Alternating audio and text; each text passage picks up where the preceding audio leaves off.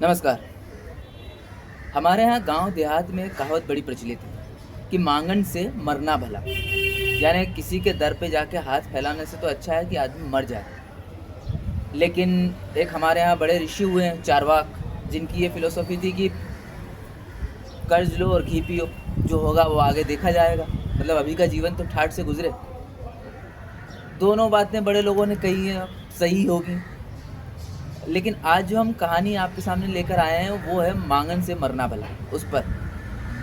और प्रेमचंद जी ने बड़ी सुंदर तरीके से इसे लिखा है, और किस तरह से कोई चीज़ मांगने के बाद कितनी परेशानी उठानी पड़ती है किसको, वो इसमें बहुत सुंदर तरीके से बताया गया है। कहानी का नाम है मांगे की घड़ी। तो शुरू करते हैं। मेरी समझ में आज तक ये बात ना आई कि लोग ससुराल जाते हैं तो इतना ठाट बाट क्यों बनाते हैं। आखिर इसका उद्देश्य क्या होता है। हम अगर लखपति हैं तो क्या, और रोटियों के मोहताज हैं तो क्या। विवाह तो हो चुका, अब इस ठाट का हमारे ऊपर क्या असर पड़ सकता है। विवाह के पहले तो उससे कुछ काम निकल सकता है। हमारी संपन्नता बातचीत पक्की करने में बहुत कुछ सहायक हो सकती है। लेकिन जब विवाह हो गया, देवी जी हमारे घर का सारा रहस्य जान गई और निसंदेह अपने माता पिता से रो रो कर अपने दुर्भाग्य की कथा भी कह सुनाई, तो हमारी यह ठाट हानि के सिवा लाभ नहीं पहुंचा सकती। फटे हालों देखकर संभव है हमारी सास जी को कुछ दया आ जाती और विदाई के बहाने कोई माकूल रकम हमारे हाथ लग जाती। ये ठाठ देखकर तो वो अवश्य ही समझेंगी कि अब इनका सितारा चमक उठा है, जरूर कहीं न कहीं से माल मार लाया है। उधर नाई और कहार इनाम के लिए बड़े बड़े मुंह फैलाएंगे, वो अलग। देवी जी को भी भ्रम हो सकता है। मगर ये सब जानते और समझते हुए मैंने परसाल होलियों में ससुराल जाने के लिए बड़ी बड़ी तैयारियां की। रेशमी अचकन जिंदगी में कभी न पहनी थी। फ्लेक्स के बूटों का भी स्वप्न देखा करता था। अगर नगद रुपए देने का प्रश्न होता तो शायद ये स्वप्न स्वप्न ही रहता। पर एक दोस्त की कृपा से दोनों चीज़ें उधार मिल गई। चमड़े का सूटकेस एक मित्र से मांग लाया। दरी फट गई थी और नई दरी उधर मिल भी सकती थी, लेकिन बिछावन ले जाने की मैंने ज़रूरत न समझी। अब केवल रिस्ट वॉच की और कमी थी। यूँ तो दोस्तों में कितनी ही के पास रिस्ट वॉच थी। मेरे सिवा ऐसे अभागे बहुत कम होंगे जिनके पास रिस्ट वॉच न हो। लेकिन मैं सोने की घड़ी चाहता था और वो केवल दानू के पास थी। मगर दानू से मेरी बेतकल्लुफी न थी। दानू रूखा आदमी था। मंगनी की चीज़ों का लेना और देना दोनों ही पाप समझता था। ईश्वर ने माना है वो इस सिद्धांत का पालन कर सकता है, मैं कैसे कर सकता हूँ। जानता था कि वो साफ इनकार करेगा, पर दिल न माना। खुशामद के बल पर मैंने अपने जीवन में बड़े बड़े काम कर दिखाए हैं। इसी खुशामद की बदौलत आज महीने में 30 रुपये फटकारता हूँ। 1000 ग्रेजुएटों से कम उम्मीदवार न थे, लेकिन सब मुंह ताकते रह गए और बंदा मूंछों पर दाव देता हुआ घर आया। जब इतना बड़ा पाला मार लिया तो 2-4 दिन के लिए घड़ी मांग लाना कौन सा बड़ा मुश्किल काम था। शाम को जाने की तैयारी थी। प्रातःकाल दानू के पास पहुंचा और उनके छोटे बच्चे को, जो बैठक के सामने सहन में खेल रहा था, गोद में उठाकर लगा भींच भींच कर प्यार करने लगा। दानू ने पहले तो मुझे आते देखकर जरा त्योरियां चढ़ाई थी, लेकिन मेरा ये वात्सल्य देखकर कुछ नरम पड़े। उनके होठों के किनारे जरा फैल गए। बोले, खेलने दो दुष्ट को, तुम्हारा कुर्ता मैला हुआ जाता है। मैं तो इसे कभी छूता भी नहीं। मैंने कृत्रिम तिरस्कार का भाव दिखाकर कहा, मेरा कुर्ता मैला हो रहा है ना, आप इसकी क्यों फिक्र करते हैं। वाह, ऐसा फूल सा बालक और उसकी ये कदर। तुम जैसों को तो ईश्वर नाहक संतान देता है। तुम्हें भारी मालूम होता हो तो लाओ मुझे दे दो। यह कहकर मैंने बालक को कंधे पर बैठा लिया और सहन में कोई 15 मिनट तक उचकता फिरा। बालक खिलखिलाता था और मुझे दम न लेने देता था। यहाँ तक कि दानू ने उसे मेरे कंधे से उतारकर जमीन पर बैठा दिया और बोले, कुछ पान पत्ता तो लाया नहीं, उल्टे सवारी कर बैठा, जा अम्मा से पान बनवा ला। बालक मचल गया। मैंने उसे शांत करने के लिए दानू को हल्के हाथों 2-3 धप जमाया और उसके रिष्टवास से सुसज्जित कलाई पकड़कर बोला, ले लो बेटा, इनकी घड़ी ले लो, ये बहुत मारा करते हैं तुम्हें। आप तो घड़ी लगा कर बैठे हैं और हमारे मुन्ने के पास नहीं है। मैंने चुपके से रिस्ट वॉच खोलकर बालक की बाह में बांध दी और तब उसे गोद में उठाकर बोला, भैया अपनी घड़ी हमें दे दो। सयाने बाप के बेटे भी सयाने होते हैं। बालक ने घड़ी को दूसरे हाथ से छिपाकर कहा, तुमको नहीं देंगे। मगर मैंने अंत में उसे फुसलाकर घड़ी ले ली और अपनी कलाई पर बांध ली। बालक पान लेने चला गया। दानू बाबू अपनी घड़ी के अलौकिक गुणों की प्रशंसा करने लगे। सब ऐसी सच्ची समय बताने वाली घड़ी आज तक कम से कम मैंने नहीं देखी। मैंने भी हाँ में हाँ मिलाई। है भी तो स्विस। दानू, अजय स्विस होने से क्या होता है, लाखों स्विस घड़ियाँ देख चुका हूँ। किसी को सर्दी, किसी को जुकाम, किसी को गठिया, किसी को लकवा। जब देखिए तब अस्पताल में पड़ी। घड़ी की पहचान चाहिए और ये कोई आसान काम नहीं। कुछ लोग समझते हैं बहुत दाम खर्च कर देने से अच्छी घड़ी मिल जाती है। मैं कहता हूँ तुम गधे हो। दाम खर्च करने से ईश्वर नहीं मिला करता। ईश्वर मिलता है ज्ञान से, और घड़ी भी मिलती है ज्ञान से। हासिर साहब को तो जानते होंगे। बस बंदा ऐसों की खोज में रहता है। एक दिन आकर बैठ गया, शराब की चाट थी, जेब में रुपए नदारद। मैंने 25 रुपए में यह घड़ी ले ली। इसको 3 साल होते हैं और आज तक 1 मिनट का फर्क नहीं पड़ा। कोई इसके 100 आंकता है तो कोई 200, कोई 350, कोई 450, मगर मैं कहता हूँ तुम सब गधे हो। 1000 के नीचे ऐसी घड़ी मिल नहीं सकती। पत्थर पर पटक दो, क्या मजाल की बाल भी आए। मैंने कहा तब तो यार एक दिन के लिए मांगनी दे दो, बाहर जाना है, औरों को भी इसकी करामात सुनाऊंगा। दानू ने कहा मांगनी तो तुम जानते हो मैं कोई चीज़ नहीं देता। क्यों नहीं देता, इसकी कथा सुनाने बैठूं तो अलिफ लैला की दास्तान हो जाए। उसका सारांश यह है कि मंगनी में चीज़ देना मित्रता की जड़ खोदना, मुरब्बत का गला घोटना और अपने घर आग लगाना है। आप बहुत उत्सुक मालूम होते हैं, इसलिए 2-1 घटनाएं सुनाई ही दूं। आपको फुर्सत है ना? हाँ, आज तो दफ्तर बंद है, तो सुनिए। एक साहब लालटेने मंगनी ले गए। लौटाने आए तो चिमनियाँ सब टूटी हुई। पूछा ये आपने क्या किया? सो बोले जैसी गई थी वैसी आई। ये तो आपने न कहा था कि इसके बदले नई लालटेनें लूँगा। वाह साहब वाह, ये अच्छा रोजगार निकाला। बताइए क्या करता। एक दूसरे महाशय कालीन ले गए, बदले में एक फटी हुई दरी ले आए। पूछा तो बोले साहब आपको तो यह दरी मिल भी गई, मैं किसके सामने रोऊं? मेरी 5 कालीनों को पता नहीं, कोई साहब सब समेट ले गए। बताइए उनसे क्या कहता। तब से मैंने कान पकड़े कि अब किसी के साथ ये व्यवहार ही न करूँगा। सारा शहर मुझे बेमुरवत, मक्खी चूस और जाने क्या क्या कहता है, पर मैं परवाह नहीं करता। लेकिन आप बाहर जा रहे हैं और बहुत से आदमियों से आपकी मुलाकात होगी। संभव है कोई इस घड़ी का ग्राहक मिल जाए, इसलिए आपके साथ इतनी सख्ती न करूँगा। हाँ, इतना अवश्य कहूँगा कि मैं इसे निकालना चाहता हूँ और आपसे मुझे सहायता मिलने की पूरी उम्मीद है। अगर कोई दाम लगाए तो मुझसे आकर कहिएगा। मैं यहाँ से कलाई पर घड़ी बांध कर चला तो ज़मीन पार पाना पड़ते थे। घड़ी मिलने की इतनी खुशी न थी जितनी एक मूड पर विजय पाने की। कैसा फांसा है बच्चा को। वो समझते थे कि मैं ही बड़ा सयान हूँ, ये नहीं जानते थे कि यहाँ उनके भी गुरु घंटाल हैं। उसी दिन शाम को मैं ससुराल जा पहुँचा। अब ये गुत्थी खुली कि लोग क्यों ससुराल जाते वक्त इतना ठाठ करते हैं। सारे घर में हलचल पड़ गई। मुझ पर किसी की निगाह न थी। सभी मेरा साथ सामान देख रहे थे। कहार पानी लेकर दौड़ा, एक साला मिठाई की तश्तरी लाया, दूसरा पान।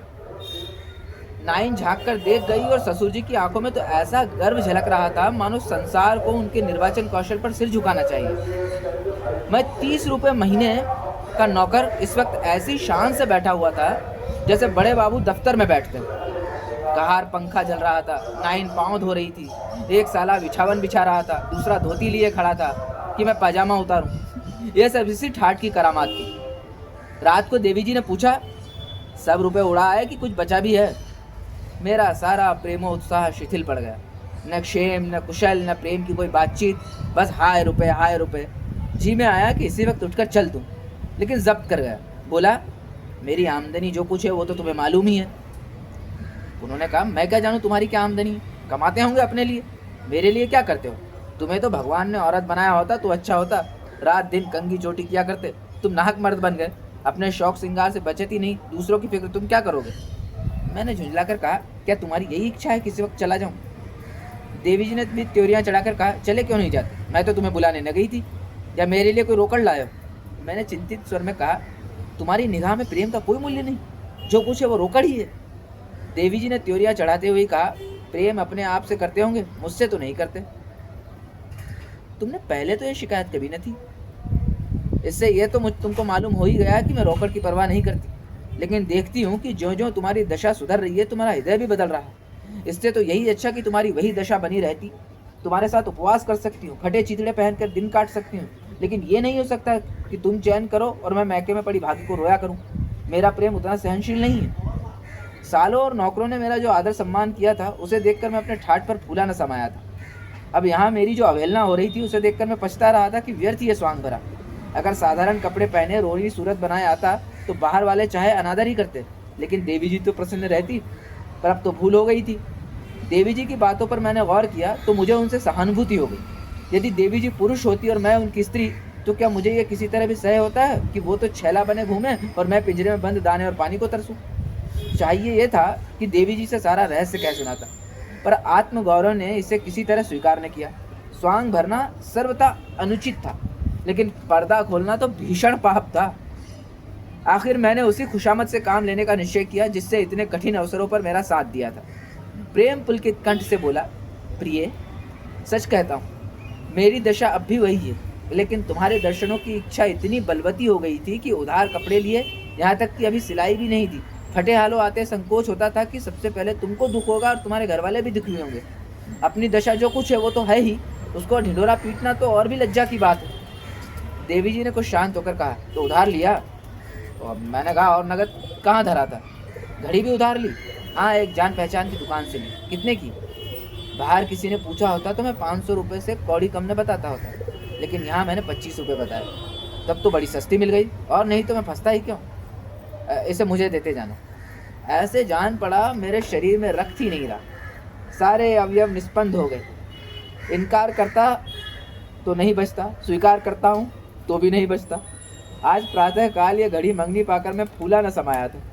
इस समय वो ऐसी मालूम हुई मानो कोढ़ियाला कुंडली मारकर बैठा और बोला, तुम्हारे लिए कोई अच्छी घड़ी ले लूँगा। जी नहीं, माफ़ कीजिए, आप ही अपने लिए दूसरी घड़ी ले लीजिएगा, मुझे तो यही अच्छी लगती है, कलाई पर बांधे रहूँगी। जब जब इस पर आंखें पड़ेंगी तुम्हारी याद आएगी। देखो, तुमने आज तक मुझे फूटी कौड़ी भी कभी नहीं दी, अब इनकार करोगे तो फिर कोई चीज़ न मांगूंगी। देवी जी के कोई चीज़ मांगने से मुझे किसी विशेष हानि का भय न होना चाहिए था, बल्कि उनके इस विराग का स्वागत करना चाहिए था। पर न जाने क्यों मैं डर गया। कोई ऐसी युक्ति सोचने लगा कि वो राजी हो जाए और घड़ी भी न देनी पड़े। बोला, घड़ी क्या चीज़ है तुम्हारे लिए, जान हाजिर है प्रिय, लाओ तुम्हारी कलाई पर बांध दूँ। लेकिन बात यह है कि वक्त का ठीक ठीक अंदाज न होने से कभी कभी दफ्तर पहुँचने में देर हो जाती है और व्यर्थ की फटकार सुननी पड़ती है। घड़ी तुम्हारी है, किंतु जब तक दूसरी घड़ी न ले लूँ, इसे मेरे पास रहने दो। मैं बहुत जल्द कोई सस्ते दामों की घड़ी अपने लिए ले लूँगा और तुम्हारी घड़ी तुम्हें वापस भेज दूँगा, इसमें तो कोई तुम्हें आपत्ति ना होगी। देवी जी ने अपनी कलाई पर घड़ी बांधते हुए कहा, राम जाने तुम बड़े चकवेबाज हो, बातें बनाकर काम निकालना चाहते हो। यहाँ ऐसी कच्ची गोलियाँ नहीं खेली है, यहाँ से जाकर 2-4 दिन में दूसरी घड़ी ले लेना, 2-4 दिन जरा सवेरे दफ्तर चले जाना। अब मुझे और कुछ कहने का साहस नहीं हुआ। कलाई से घड़ी के जाते ही हृदय पर चिंता का पहाड़ सा बैठ गया। ससुराल में 2 दिन रहा, पर उदास और चिंतित। दानू बाबू को क्या जवाब दूंगा, यह प्रश्न किसी गुप्त वेदना की भांति चित्त को मसोसता रहा। घर पहुंचकर जब मैंने सजल नेत्र होकर दानू बाबू से कहा, घड़ी तो खो गई, तो खेद या सहानुभूति का एक शब्द भी मुंह से निकलने के बदले उन्होंने बड़ी निर्दयता से कहा, इसीलिए मैं तुम्हें घड़ी नहीं देता था। आखिर वही हुआ जिसकी मुझे शंका थी। मेरे पास ये घड़ी 3 साल रही, एक दिन भी इधर उधर न हुई। तुमने 3 दिन में व्यारा न्यारा कर दिया। आखिर कहाँ गए थे? मैं तो डर रहा था कि दानू बाबू न जाने कितनी घुड़कियाँ सुनाएंगे। उनकी एक क्षमाशीलता देखकर मेरी जान में जान आई। बोला, जरा ससुराल चला गया था। तो भाभी को लिवा लाए? जी, भाभी को लिवा लाता, अपना गुजर होता ही नहीं, भाभी को लिवा लाता। आखिर तुम इतना कमाते हो, वो क्या करते हो? कमाता क्या हूँ अपना सिर, 30 रुपये महीने का नौकर हूँ, तो 30 खर्च कर डालते हो। क्या 30 रुपये मेरे लिए बहुत है? जब तुम्हारी कुल आमदनी 30 रुपये है तो ये सब अपने ऊपर खर्च करने का तुम्हें अधिकार नहीं है। बीवी कब तक मैके में पड़ी रहेगी? जब तक और तरक्की नहीं होती तब तक मजबूरी है। किस बिरते पर बुलाऊं? और तरक्की 2-4 साल ना हो तो?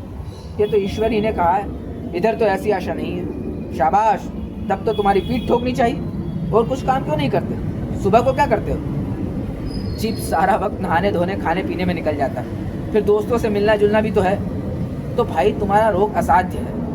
ऐसे आदमी के साथ मुझे लेश मात्र भी सहानुभूति नहीं हो सकती। आपको मालूम है, मेरी घड़ी 500 रुपये की थी, सारे रुपए आपको देने होंगे। आप अपने लिए 15 रुपये रखकर बाकी 15 रुपये महीना मेरे हवाले करते जाइए।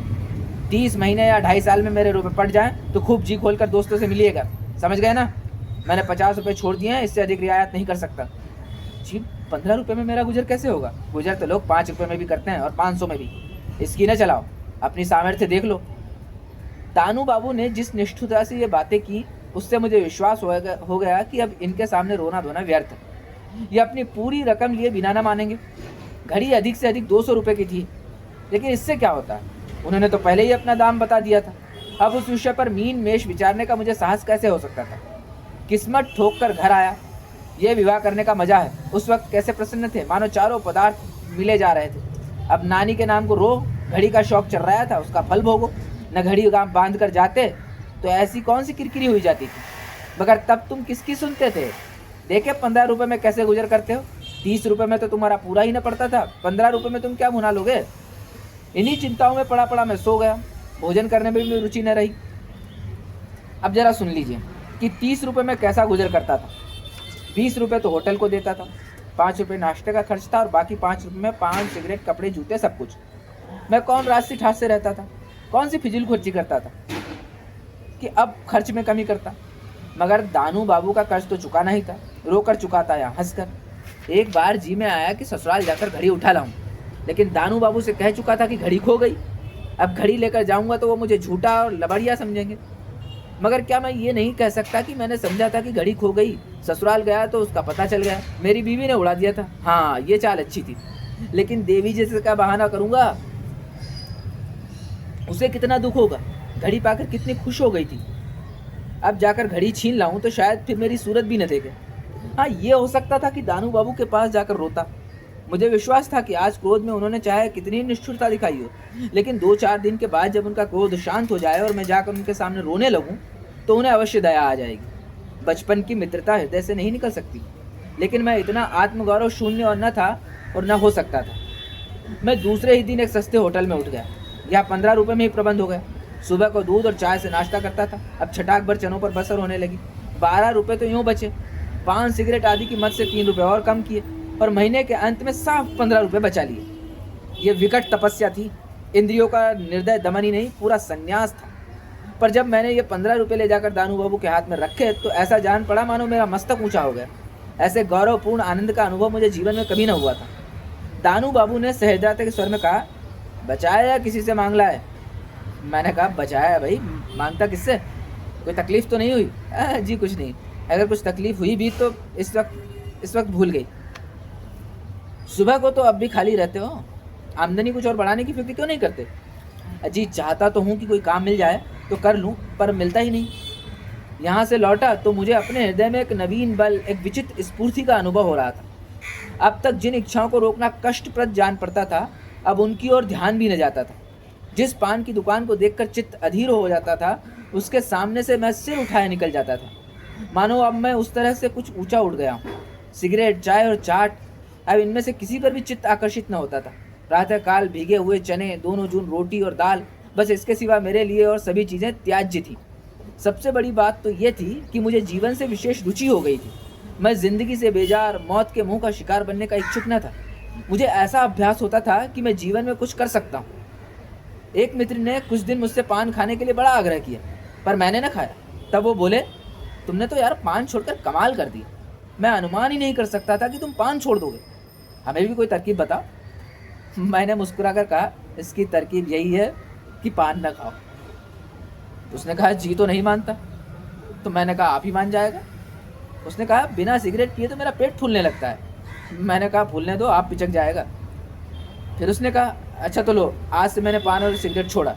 मैंने कहा, तुम क्या छोड़ोगे, तुम नहीं छोड़ सकते। मैंने उनको उत्तेजित करने के लिए ये शंका की थी, इसका यथेष्ट प्रभाव पड़ा।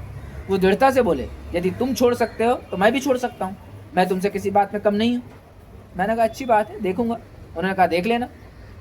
मैंने उन्हें आज तक पान या सिगरेट का सेवन करते नहीं देखा। उसके बाद 5वें महीने में जब मैं रुपए लेकर दानू बाबू के पास गया तो सच मानो वो टूट कर मेरे गले से लिपट गए। बोले, हो यार, तुम धुन के पक्के, मगर सच कहना, मुझे मन से कोसते तो नहीं? मैंने हंसकर कहा, अब तो नहीं कोसता, मगर पहले ज़रूर कोसता था। अब क्यों इतनी कृपा करने लगे? मैंने कहा, इसलिए कि मुझ जैसी स्थिति के आदमी को जिस तरह रहना चाहिए वो तुमने सिखा दिया। मेरी आमदनी में आधा मेरी स्त्री का है, पर अब तक मैं उसका हिस्सा भी हड़प कर जाता था। अब मैं इस योग्य हो रहा हूँ कि उसका हिस्सा उसे दे दूँ या स्त्री को अपने पास साथ रखूँ। तुमने मुझे बहुत अच्छा पाठ दे दिया है। मैंने कहा, अगर तुम्हारी आमदनी कुछ बढ़ जाए तो फिर उसी तरह से रहने लगोगे? मैंने कहा, नहीं, कदापि नहीं, अपनी स्त्री को बुला लूँगा। उन्होंने कहा, अच्छा तो खुश हो जाओ, तुम्हारी तरक्की हो गई है। मैंने अविश्वास के भाव से कहा, मेरी तरक्की अभी क्यों होगी? अभी मुझसे पहले के लोग बड़े नाक रगड़ रहे हैं। उन्होंने कहा, कहता हूँ मान जाओ, मुझसे तुम्हारे बड़े बाबू कहते थे। मुझे अब भी विश्वास ना आया, पर हमारे कुतूहल के पेट में चूहे दौड़ रहे थे। उधर दानू बाबू अपने घर गए, इधर मैं बड़े बाबू के घर पहुंचा। बड़े बाबू बैठे अपनी बकरी दूर रहे थे। मुझे देखा तो झेपते बोले, क्या करें भाई, आज ग्वाला नहीं आया, इसलिए भला गले पड़ी। चलो बैठो। मैं कमरे में जा बैठा। बाबूजी भी कोई आधे घंटे के बाद हाथ में गुड़गुड़ी लिए निकले और इधर उधर की बातें करने लगे। आखिर मुझसे न रहा गया, बोला, मैंने सुना है मेरी कुछ तरक्की हो गई। बड़े बाबू ने प्रसन्न मुख होकर कहा, हाँ भाई हुई तो है, तुमसे दानू बाबू ने कहा होगा। मैंने कहा जी हाँ अभी कहा है, मगर मेरा नंबर तो अभी नहीं आया, तरक्की कैसे हुई? उन्होंने कहा ये ना पूछो, अफसरों की निगाह चाहिए, नंबर संबर कौन देखता है। मैंने कहा लेकिन आखिर मुझे किसकी जगह मिली, अभी कोई तरक्की का मौका भी तो नहीं।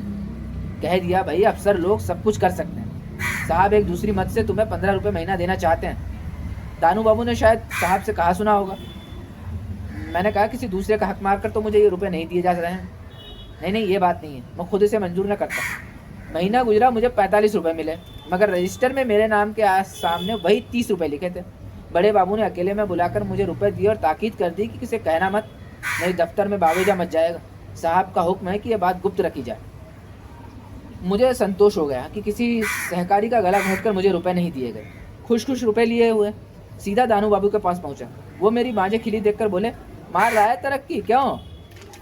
मैंने कहा हाँ यार, रुपए तो 15 रुपये मिले, लेकिन तरक्की नहीं हुई, किसी और मत से दिए हुए हैं। अरे तुम्हें रुपए से मतलब, चाहे किसी मत से मिले हो, तो अब बीवी को लेने जाओगे? नहीं नहीं अभी नहीं, तुमने तो कहा था आमदनी बढ़ जाएगी तो बीवी को लाऊंगा, अब क्या हो गया?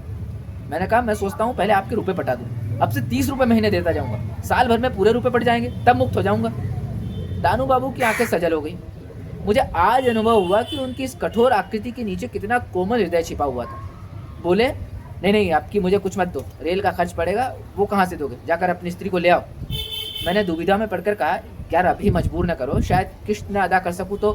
दानू बाबू ने मेरा हाथ पकड़कर कहा, तो कोई हर्ज नहीं, सच्ची बात यह है कि मैं अपनी घड़ी के दाम पा चुका, मैंने तो उससे 25 ही रुपये दिए थे, उस पर 3 साल काम ले चुका था, मुझे तुमसे कुछ न लेना चाहिए था, अपनी स्वार्थपरता पर लज्जित हूँ। मेरी आंखें भी भर आई, जी में तो आया घड़ी का सारा रहस्य कह सुनाऊँ, लेकिन जब्त कर गया। गदगद कंठ से बोला, नहीं दानू बाबू मुझे रुपए अदा कर लेने दो, आखिर तुम उस घड़ी को 400-500 में बेच लेते या नहीं, मेरे कारण तुम्हें कितना नुकसान हुआ हो। भाई अब घड़ी की चर्चा न करो, ये बताओ कि कब जाओगे। अरे तो पहले रहने का तो ठीक कर लूँ, तुम जाओ, मैं मकान का प्रबंध कर रखूँगा, मगर मैं 5 रुपये से ज़्यादा किराया न दे सकूँगा, शहर से ज़रा हटकर सस्ता मकान मिल जाएगा। उन्होंने कहा, अच्छी बात है, मैं सब ठीक कर रखूँगा, किस गाड़ी से लौटोगे? जी ये तो अभी नहीं मालूम, विदाई का मामला है, साइड बने या ना बने, या लोग एक आध दिन रोक ही लें। मैंने कहा आप इस झंझट में क्यों पड़ोगे, मैं 2-4 दिन में मकान ठीक करके चला जाऊँगा।